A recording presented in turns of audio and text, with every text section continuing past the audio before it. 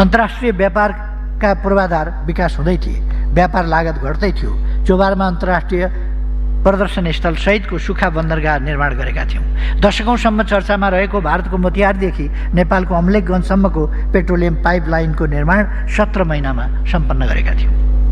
मित्रराष्ट्र चीनसँग 7वटा बन्दरगाह प्रयोग र मित्रराष्ट्र भारतसँग आन्तरिक जलमार्ग हुँदै पानी जहाज सञ्चालनका लागि सहमति भइसकेकाले द्विपक्षीय तथा अन्तर्राष्ट्रिय व्यापारको ढोका अझ व्यापक बनेको थियो, खुलेको थियो।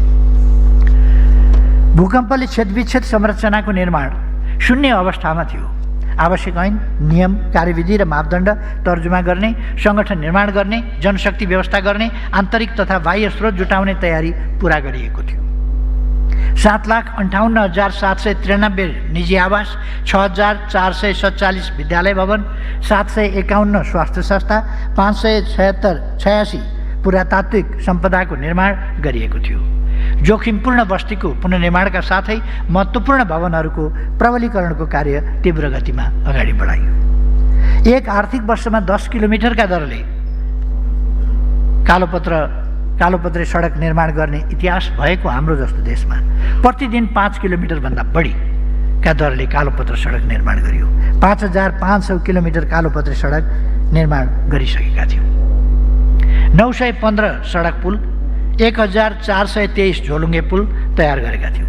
प्राविधिक तथा भौगोलिक दृष्टिले अनुपयुक्त बाहेक सबै तोइनलाई झोलुङ्गे पुल तथा पक्की पुलले विस्थापित गरेका थियौँ। पूर्व पश्चिम राजमार्ग 4 देखि 6 लेनसम्म विस्तार सुरु गरेका थियौँ। काठमाडौँ निजगढ द्रुतमार्गको निर्माण कार्यले गति लिँदै थियो। मध्य पहाडी पुष्पलाल, मदन भण्डारी, कोशी गण्डकी र कर्णाली करिडर राजमार्गहरू 5 वर्षभित्र सम्पन्न गर्ने लक्ष्यका साथ निर्माण भइरहेका थिए। हुलाकी राजमार्ग लेन विस्तारका साथै सम्पन्नताको नजिक पुग्यो। निर्वाचन क्षेत्र रणनीतिक सडक तथा प्रदेश राजधानीसँग वडा केन्द्र जोड्ने सडकको सञ्जाल अभियानकै रूपमा अघि बढाएका थियौँ। देशमा आधुनिक सुरुङ मार्ग र सिग्नेचर ब्रिजको निर्माण सुरु गरेका थियौँ। नागढुङ्गा नौबिसी सुरुङ मार्गको निर्माणको कार्य हामी सबैका सामु छर्लङ्ग छ। पूर्व पश्चिम विद्युतीय रेलमार्गको कतिपय खण्डको डिपिआर तयार भई निर्माण प्रारम्भ गर्दै थियौँ। काठमाडौँ वीरगञ्ज र रसुवागढी काठमाडौँ पोखरा लुम्बिनी रेलमार्ग निर्माणको तयारी हुँदै थियो।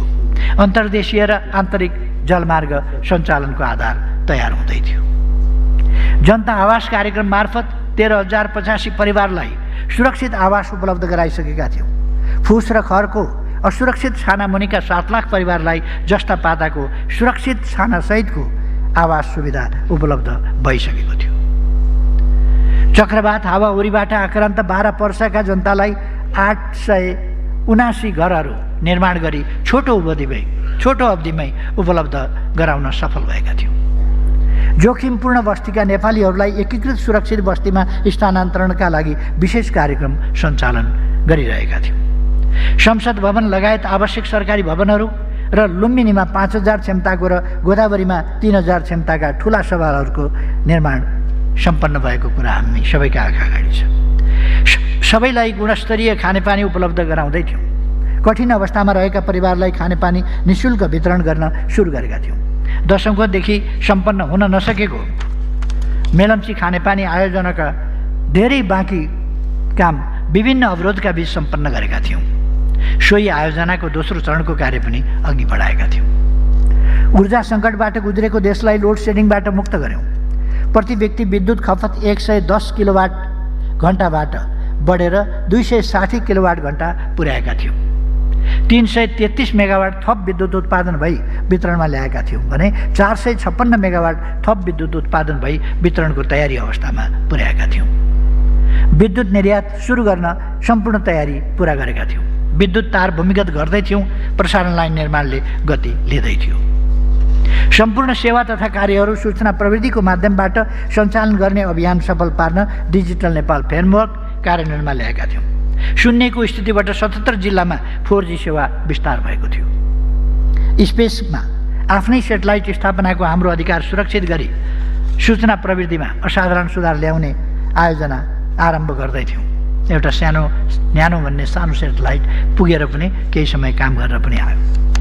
इन्टरनेट र मोबाइलको पहुँच विस्तार भएको थियो।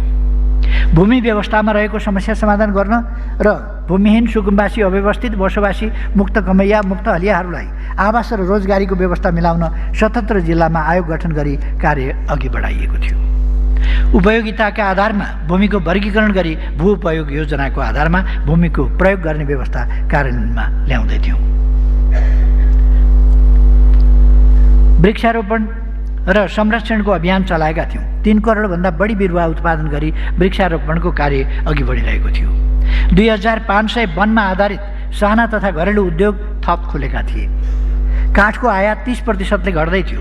वातावरण र विकास बीचको सन्तुलनलाई महत्त्व दिँदै दिगो विकासलाई प्राथमिकतामा राखिएको थियो। हिमपात, शीतलहर, बाढी पहिरो, डुबान तथा आगलागीबाट पीडित परिवारहरूलाई राहत उपलब्ध गराउँदै थियौँ। पुनर्स्थापना गर्दै थियौँ। लामो समयदेखि पुनर्स्थापना हुन नसकेका पीडितहरूलाई पुनर्स्थापना गर्ने योजना अगाडि बढाएका थियौँ। द्वन्द्व पीडित परिवारलाई क्षतिपूर्ति, पुनर्स्थापना र परिपूर्णको कार्य अघि बढाएका थियौँ। शान्ति प्रक्रियाका बाँकी काम पुरा गर्न भरमग्दुर प्रयास भइरहेको थियो। 15 लाख हेक्टरमा सिँचाइ सुविधा थप विस्तार भइसकेको थियो। साना मजौला र ठुला लगायत नदी डाइभर्सन बहुद्देश्य योजना मार्फत सबै कृषियोग्य भूमिमा सिँचाइ सुविधा पुर्याउने उद्देश्यका साथ सिँचाइ आयोजना कार्यान्वयन गर्दै थियौँ। विद्यार्थी भर्ना अभियान सञ्चालन गऱ्यौँ। आधारभूत तहका विद्यार्थी खुद भर्ना दर 100% पुग्न लागेको थियो। विद्यालयका भौतिक पूर्वाधार रूपान्तरण हुँदै थिए। शिक्षाको पहुँच मात्र होइन, गुणस्तर पनि सुधार हुँदै थियो। व्यावसायिक, प्राविधिक र जीवनोपयोगी शिक्षाको विकासमा केन्द्रित भएका थियौँ। उच्च शिक्षालाई विशिष्टीकृत गर्दै थियौँ।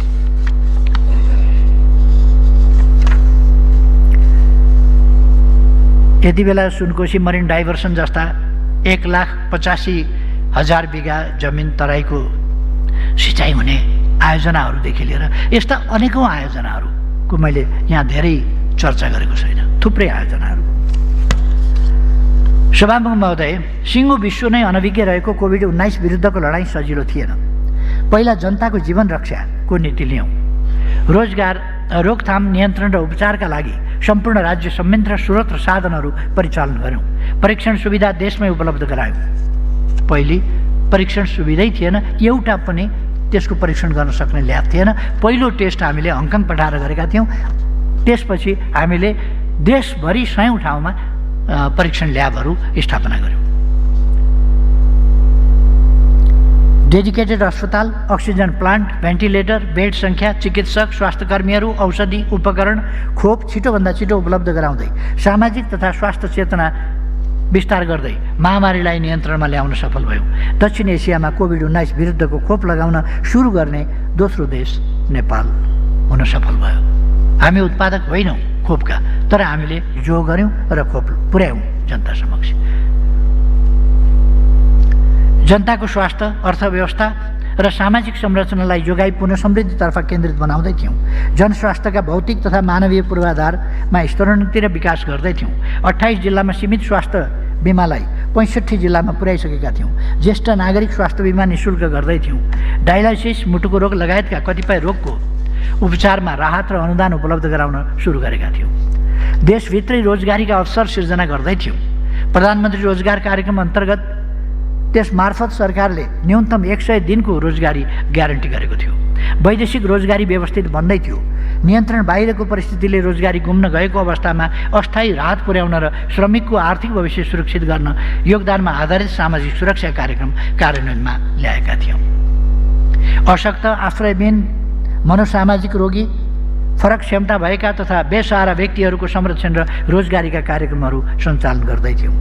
एसिड आक्रमण, बलात्कार तथा महिला हिंसा विरुद्धका सबै अपराधहरू निर्मूल गर्ने हाम्रो अभियान थियो। त्यसका निम्ति हामीले कानुनी र व्यावहारिक रूपमा अनेक ठोस कदमहरू चालेका थियौँ। नेपाली काङ्ग्रेस नेतृत्वको सरकारको अवधिमा के भयो? तथ्याङ्क अभिलेख नभएको हो कि काम नभएको हो? उपलब्धिको कुनै दोषी प्रमाण चाहिँ खोज्दा भेटिएन। काङ्ग्रेसको नेतृत्वको सरकारका बेला यो राम्रो काम भयो, यति काम भयो, यसो भयो भन्ने अभिलेख नराखे हो कि काम नभएको, केही पनि दोषी प्रमाण चाहिँ भेटिएन। बरु हामीले सुरु गरेका अधिकांश कामहरू अलपत्र पारिएको, योजनाहरू खारेज भएको, बजेट रोक्का गरिएको तथ्य पाइयो। देश र जनताका लागि सुरु भएका ती कार्यहरू 2 वर्षसम्ममा सम्पन्न भइसक्ने वा अधिकांश कार्य सम्पन्न हुने र राष्ट्र आधुनिक बन्ने योजना अलपत्र पारेको जिम्मा कसले लिने? फेरि पनि काङ्ग्रेस सरकारमा आउन बल गरिरहेका छौ। अलिक समय त हेर्नु सिक्नु नि।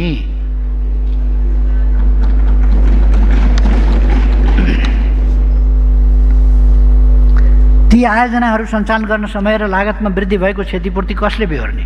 देश र जनतालाई पर्ने प्रतिकूल प्रभावलाई कसरी कम्पेन्सेट गर्ने?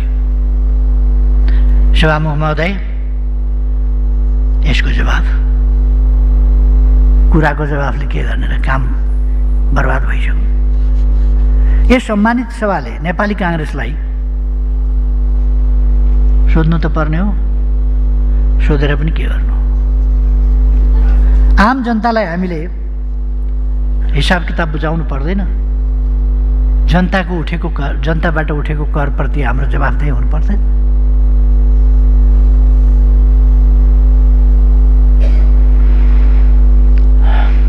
यी कुराहरूले जे बताउने तथ्यहरूले बताएको छ। सभामुख महोदय, सम्माननीय प्रधानमन्त्री पुष्पकमल दाहाल प्रचण्डको नेतृत्वमा हामी सत्तारूढ दलहरूको सहमतिमा गठित सरकारले विलम्ब नगरी यी राष्ट्रिय महत्त्वका योजनाहरू अगाडि बढाउनेछ, सम्पन्न गर्नेछ।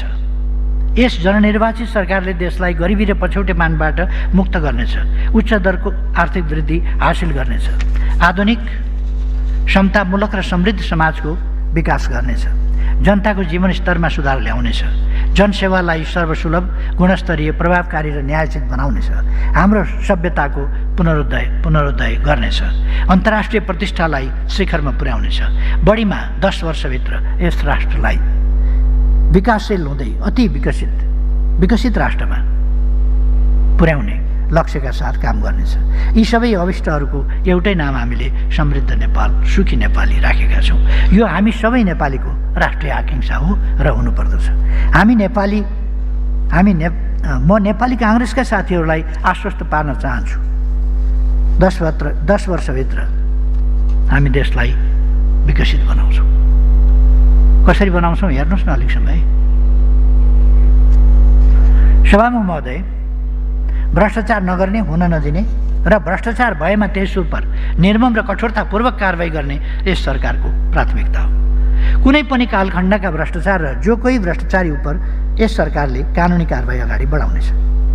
राजस्व चुहावट, सम्पत्ति शुद्धिकरण, विदेशी विनिमय अपचलन, सुन तस्करी लगायतका विषयहरूमा अनुसन्धान गरी मुद्दा दायर गर्ने कार्यलाई तीव्र बनाइनेछ। हामीले सरकारी सम्पत्ति अतिक्रमण गर्ने विरुद्धको कारवाहीलाई सशक्त बनाएका थियौँ। काङ्ग्रेस नेतृत्वको सरकारले राज्य संयन्त्र कमजोर बनाई निहित स्वार्थका लागि राज्य स्रोत र सार्वजनिक सम्पत्तिको दोहन गर्ने मात्र होइन, भ्रष्टाचार उपरको अनुसन्धानलाई रोक्ने काम गरेको छ। ललिता निवास बालुवाटारको 136 रोपनी जग्गा अतिक्रमण विरुद्धको कारवाही, माता तीर्थको 174 रोपनीको अनुसन्धान लगायत देशव्यापी रूपमा छानबिन गरी अतिक्रमित जग्गा सरकारका नाममा ल्याउने र अतिक्रमणकारीलाई सजाय गर्ने कार्यलाई अवरुद्ध पारिएको छ। अब सरकारले दृढतापूर्वक अनुसन्धान र मुद्दा दायर गर्ने कार्यलाई अघि बढाउनेछ। भ्रष्टाचार विरुद्ध शून्य सहनशीलताको नीति लिइनेछ।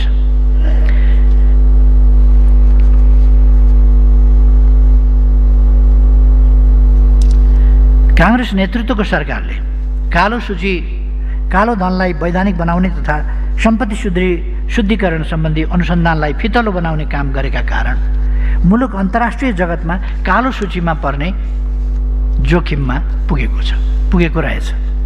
सरकारले अविलम्ब यसमा आवश्यक करेक्सन गर्नेछ। सभामुख महोदय, सामाजिक मूल्य, मान्यता, संस्कृति र सभ्यता मानव जातिको परिचय हो, नीति कानुनको स्रोत हो, व्यवहारको आधारशिला हो, राष्ट्रको अस्तित्व र समाज सञ्चालनको निर्देशक फ्रेमवर्क हो। सामाजिक मूल्य मान्यता वर्षौंदेखि निखार आउँदै विकसित अवस्थामा पुगेका हुन्छन्। यो सामाजिक सम्पत्ति हो, यसले समाजलाई एकताबद्ध र नैतिक बनाउँछ। हामीले ध्यान पुर्याउन जरुरी छ, कतै हाम्रा सामाजिक मूल्य मान्यतामा अतिक्रमण भएको त छैन। नयाँ पुस्ताले बुझ्न नसकेर अवलम्बन गर्न छाडेका त छैनन्, बाह्य प्रभावमा परेर छाडा संस्कृति भित्रिएको त छैन। यसैका कारण राष्ट्रिय जीवनका विभिन्न आयाममा समस्या र सङ्कट बढ्दै गएका त होइनन्। भ्रष्टाचार, अनियमितता, चोरी, हत्या लगायतका अपराधहरूमा भएको वृद्धिको जड खोज्दै जाँदा राजनीतिक, सामाजिक र आर्थिक मूल्य, मान्यता र संस्कृतिको उपेक्षा, विलय र स्खलन प्रमुख कारण हुन सक्दछ। यसको समाधानका लागि हामीले समयमै संरक्षण, प्रवर्धन र विकासका सुधारात्मक अभियानहरू थाल्न जरुरी छ। नयाँ पुस्ताको मनोविज्ञान र व्यवहारलाई सृजनशील, नवप्रवर्तक र उद्यमशील बनाउने अभियानलाई यस सम्मानित सदनले दिशानिर्देश गर्ने मैले विश्वास लिएको छु। सभामुख महोदय, काङ्ग्रेस नेतृत्वको सरकारले परराष्ट्र सम्बन्ध जस्तो सर्वाधिक महत्त्वको गम्भीर विषयमा विचलन ल्याउने काम गर्यो। सार्वभौम सत्ता, अखण्डता, स्वाधीनता र स्वतन्त्रताको वास्तविक अर्थमा अभ्यास गर्ने सामर्थ्य राखेन। सम्पूर्ण देशवासीलाई लज्जाबोध हुने परिदृश्य सञ्चार माध्यममा आए। अन्तर्राष्ट्रिय मञ्चहरूमा राष्ट्रको प्रतिनिधित्व कमजोर रह्यो। नवगठित सरकारले यो राष्ट्रिय क्षति र जनताको लज्जाबोधलाई अविलम्ब सच्याउँदै हाम्रो परराष्ट्र सम्बन्धलाई आत्मविश्वास, पहिचान र सम्मानका साथ नयाँ उचाइमा पुर्याउनेछ। भौगोलिक अखण्डता, सार्वभौम सत्ता, स्वाधीनता र अर्थतन्त्रलाई थप मजबुत बनाउनेछ। सीमा सम्बन्धी विवादहरू समाधान गरी नेपाली भूमिको रक्षा गर्नेछ। द्विपक्षीय, क्षेत्रीय तथा बहुपक्षीय मञ्चहरूमा नेपाल र नेपालीको हित वृद्धिका लागि सशक्त र प्रभावकारी भूमिका खेल्नेछ। विश्व शान्ति, मानवता, विकास र वातावरण तथा द्वन्द्वको शान्तिपूर्ण व्यवस्थापनका विषयमा अग्रणी भूमिका खेल्नेछ। सभामुख महोदय, सार्वजनिक सेवा प्रवाहलाई आधुनिक सूचना प्रविधिमा आधारित यथाशक्य सेवाग्राहीको उपस्थिति आवश्यक नपर्ने बनाइनेछ। इनलाइन प्रणालीलाई अनलाइन प्रणालीमा रूपान्तरण गरिनेछ। सरकारी कर्मचारीहरूको मनोबल कमजोर पार्ने, अनुचित व्यवहार गर्ने र विभिन्न गैर कानुनी प्रयोजनमा दुरुपयोग गर्ने काम सर्वत्र व्याप्त भएको सार्वजनिक भएका थिए।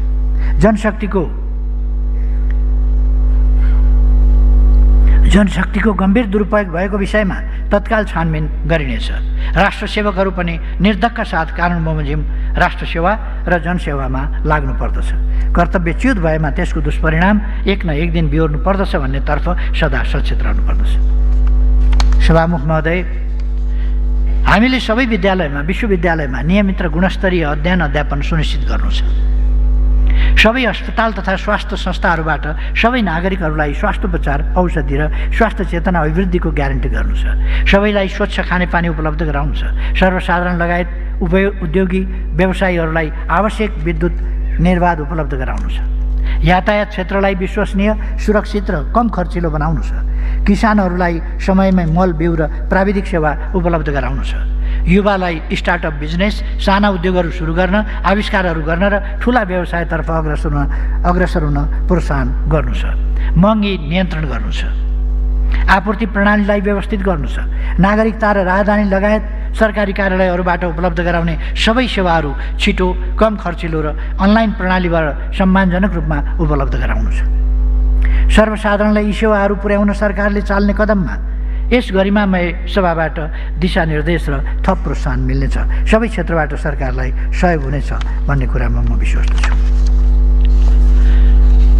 कक्षा 1 देखि 12 सम्मका सामुदायिक विद्यालयहरूका विद्यार्थीहरूलाई आवश्यक पर्ने करिब 2 करोड 88 लाख पाठ्य पुस्तकहरू भर्नाकै वखत त्यसको विद्यार्थीका हातमा पुर्याउने काम गर्नुपर्छ र त्यो पुर्याउँ।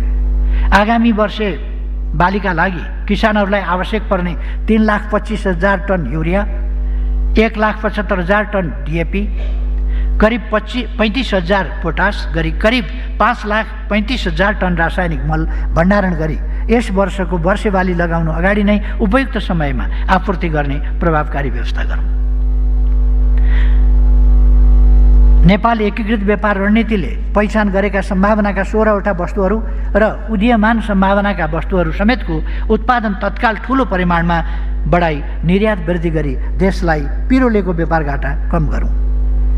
वार्षिक श्रम बजारमा प्रवेश गर्ने करिब 5 लाख जनशक्तिलाई लक्षित गरी रोजगारी सिर्जनामा लागौँ। उद्योग व्यवसायहरूका लागि अनुकूल वातावरण बनाऊ। Cost of borrowing घटाऊ।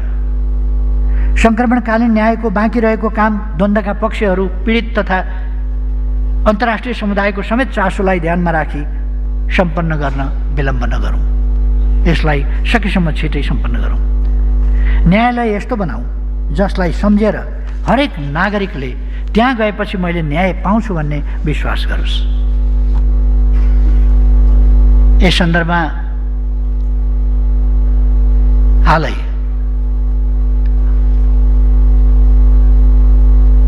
सम्मानित सर्वोच्च अदालतबाट एउटा फैसला भयो।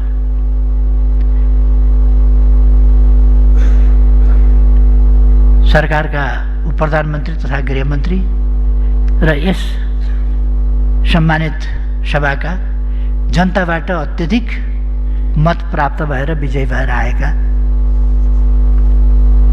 सांसद रवि लामिछाने को सम्बन्धमा सम्मानित सर्वोच्च अदालतबाट एउटा मुद्दा फैसला हो।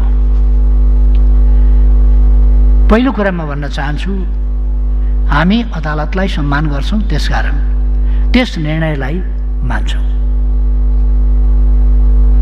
त्यस निर्णयलाई मान्छौँ, त्यस निर्णयलाई कार्यान्वयन गर्छौँ।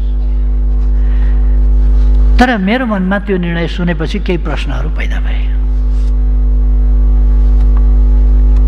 पहिलो, उजुरकर्ता व्यक्तिलाई के मर्का परेछ र उजुर गरे? के सरकार हो, के सम्बन्ध हो, के कारणले उजुर गरे त्यो मैले थाहा पाइनँ। के मर्का पर्यो उनलाई, के अन्याय पर्यो उनलाई र उनले के न्याय खोजे त्यो थाहा भएन। एउटा असम्बन्धित व्यक्तिले निवेदन गरेको देखिन्छ। अब एउटा अदालतको काम त न्याय दिने हो। यस फैसलाबाट कसले न्याय पायो त्यो मैले बुझिनँ। यो सम्मानित सर्वोच्च अदालतको फैसलाबाट कसले न्याय पायो? कसले मर्काबाट उन्मुक्ति पायो?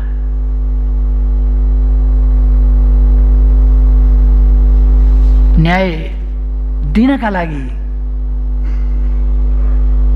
अदालतको काम न्याय दिने हो।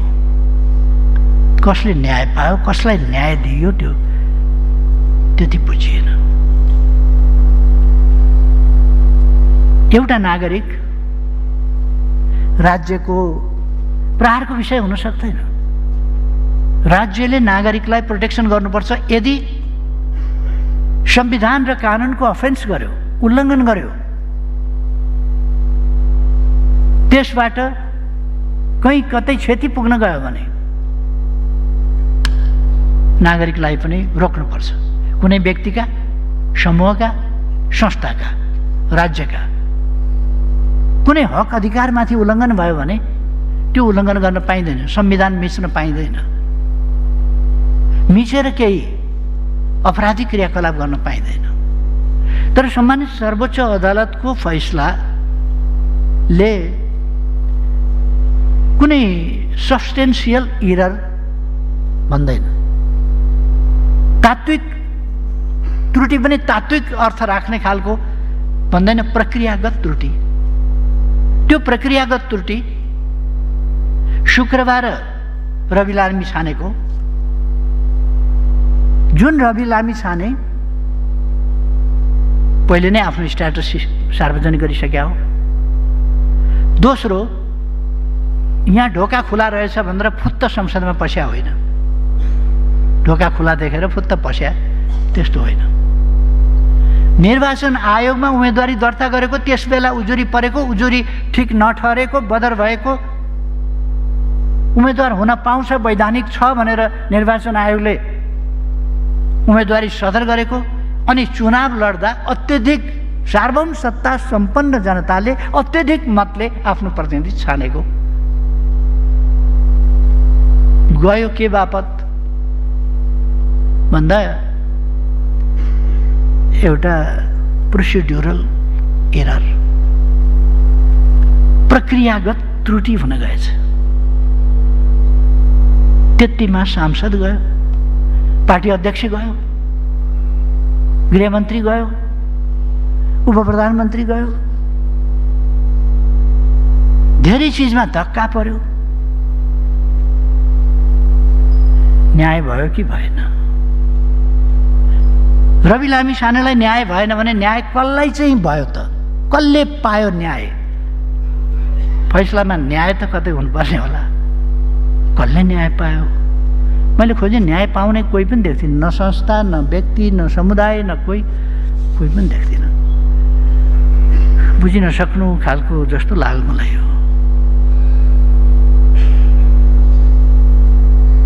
यो कानुनी सिद्धान्त के हो?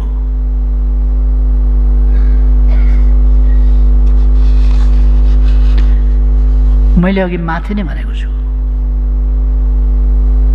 हामी सम्मानित सर्वोच्च अदालतको फैसलालाई मान्छौँ। रवि लामिछानेसँग मेरो कुनै न सङ्गठनात्मक न वैचारिक केही पनि संलग्नता छैन, नाता सम्बन्ध पनि केही पर्दैन, मेरो पार्टीको पनि होइन। तर एउटा नागरिकको हैसियतले शुक्रबार बेलुकादेखि आइतबार बिहानसम्म नागरिकता के भयो त्यो मैले राम्रो बुझेको छैन। के भयो नागरिकता? आइतबार बिहान फेरि पुरानै नागरिकता पुरानै मितिमा जारी छ। उही नागरिकता जारी छ, पुरानै मितिको पुरानै नागरिकता जारी छ। शुक्रबार बेलुकादेखि एउटा बिदाको दिन, शुक्रबार पनि बिदा भइसकेपछिकै अवस्थाको फैसला, कार्यालय खुल्दाखेरि नागरिकता प्राप्त भइसकेको छ अर्को दिन। यो बिदाका दिनका बीचको प्रोसिड्युरल त्रुटिका कारणले पर्सि आइतबार सच्याएर ल्याऊ भने भए पुग्थ्यो होला। प्रक्रियागत त्रुटि।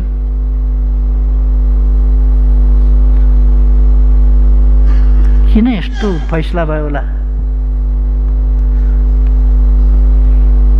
अर्को कुरा, विदेशमा रहेका नेपालीहरूको सन्दर्भमा हामी मतदानको अधिकार भन्दैछौँ। मतदानको अधिकार भनेको उम्मेदवार हुने अधिकार पनि होला। मतदानको अधिकार हुन्छ भने उम्मेदवार हुने अधिकार पनि हुन्छ। उम्मेदवार हुने अधिकार हुन्छ भने हामी पासपोर्ट, भिसा, नागरिकता अथवा पिआर के को छानबिन गर्छौँ। त्यो बीचमा निर्वाचन आयोगले त छानबिन गरेकै हो त। अस्ति निर्वाचन आयोगले छानबिन गरेर उम्मेदवार हुन उपयुक्त छ भनेर सदर गरेकै हो त उम्मेदवारी।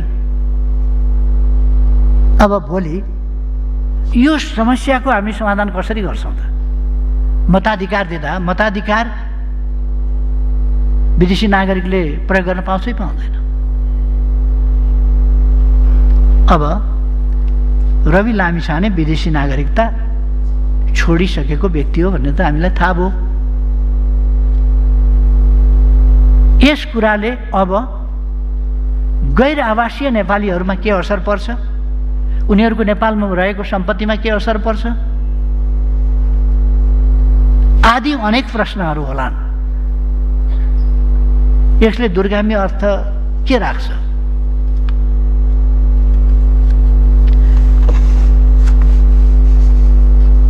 त्यसकारण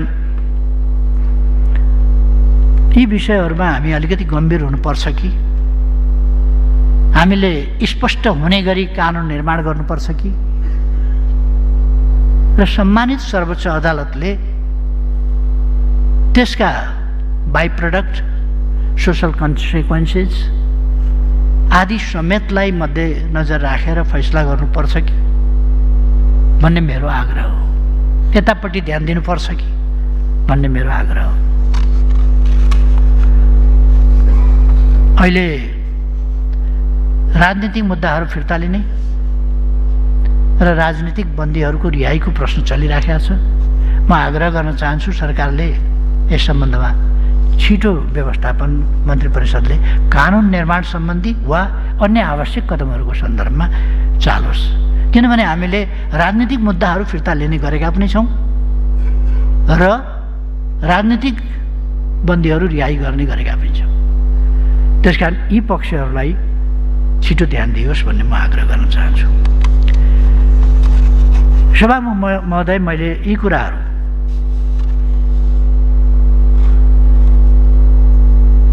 अघि नै पनि प्रश्न उठिसकेको छ, भोलि पनि प्रश्न उठ्न सक्छ, पर्सि पनि प्रश्न उठ्न सक्छ। आधिकारिक ढङ्गले बोल्यो, सरकार बोले चाहिँ बोल्यो भनेर एउटा पोलिटिकल लिडरले पोलिटिकल पोलिसीहरू धर्मर भएर एउटा गीतमा जाउँ कता जाउँ भने जस्तो कता जाउँ गरेर बोल्दैन, क्लियर कट धारणाका साथ बोल्छ।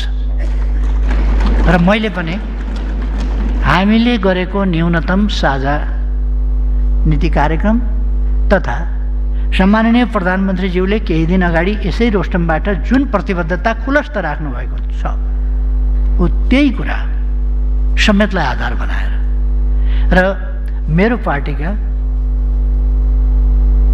देश र जनताको रक्षा, उन्नति, यसका निम्ति मेरो पार्टीका स्पष्ट नीतिहरू समेतलाई अगाडि राखेर मैले यी कुराहरू बोलेको छु। र मैले भनेका यी कार्यहरूले नेपाली समाजमा विश्वास र उत्साह सिर्जना गर्नेछ, विश्वास बढाउनेछन् र राष्ट्र सफलतातर्फ उन्मुख हुनेछ। कार्यपालिका, व्यवस्थापिका, न्यायपालिका लगायत राज्यका सम्पूर्ण संरचनाहरू एक लयमा राष्ट्र र जनताको सेवाका लागि जनताको नाममा स्थापना भएका हुन्। सिङ्गो संयन्त्र एकअर्काप्रति लक्षित होइन, साझा गन्तव्यमा पुग्नका लागि एकताबद्ध भएर लाग्नुपर्छ। देश र जनताभन्दा माथि हाम्रा लागि कोही हुन सक्दैन। सर्वोपरि देश हो, जनता हो। सभामुख महोदय, मैले अलिकति बोल्दाखेरि समय लाग्यो। मैले अत्यन्त संक्षिप्तमा बोल्नका लागि नै आफ्नो भनाइहरू मौखिक बोल्दा लामो हुन्छ भनेर टिपोटको रूपमा ल्याएको थिएँ, त्यसमा आधारित भएर बोलेको छु। संक्षिप्त बोल्नका लागि नै म सम्माननीय सभामुख महोदयलाई मलाई समय दिनुभएकोमा धन्यवाद भन्न चाहन्छु र मान्यज्यूहरूले सुनिदिनु भयो, धेरै धन्यवाद।